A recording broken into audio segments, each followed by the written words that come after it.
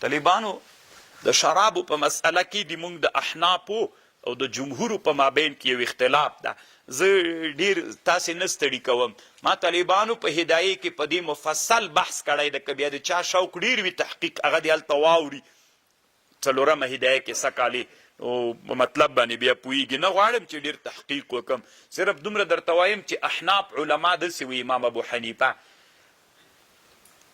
هغه وایي چې شراب تنا هغه ته وایي د انګورو اوبه. انګورو اوبه راوباسي ټینګې سي، خپله ټینګې سي. اذا غلا واشتد وقذف بالزبد، بس دا شراب دي. او جمهور علما وایي ټول مسکرات شراب دي. نو خبرې دلته دا ده د احناف په مذهب، د امام صاحب په مذهب، شراب د انګورو دا نجاست مغلظه ده. او دا نور چې د نجاست طالبانو مغلظ نه ده پکې.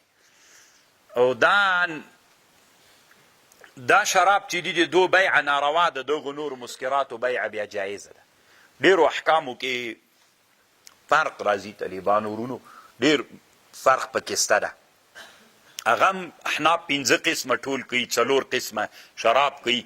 خو د موږ صاحبین هم له چا سره ملګري دي، د جمهورو سره ملګري دي. روح المانی دلته وایي طالبانو وي حق دا ده چې عدول ترنه ونسي.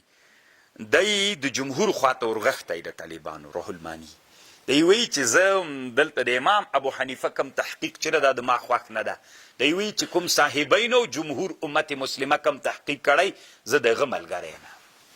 خو طالبانو ورونو زه به یوه خبر وکمه. دا امام ابو حنیفه، زه خپله طالبانو یو عادت لرم، مقلد د امام ابو حنیفه رحمه الله یم. خو نور طالبانو یعنی الله مې د زړه نه خبر ده، د اسلامي امت مجتهدینو ته دومره احترام لرم لکه امام ته چې لرم. خو په دې پوهېږم چې د امام ابو حنیفه علم طالبانو ډېر عمیق علم ده.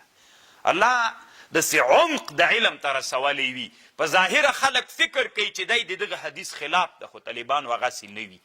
نو په دې مسئله کې کوم بحث چې علامه ظفر احمد عثماني رحمه الله اعلاء السنن کې کړی، نو طالبانو د همدغه اختلاف د امام ابو حنیفه له جمهور امت نه نن په مسلمانانو باندې مهرباني سوې ده.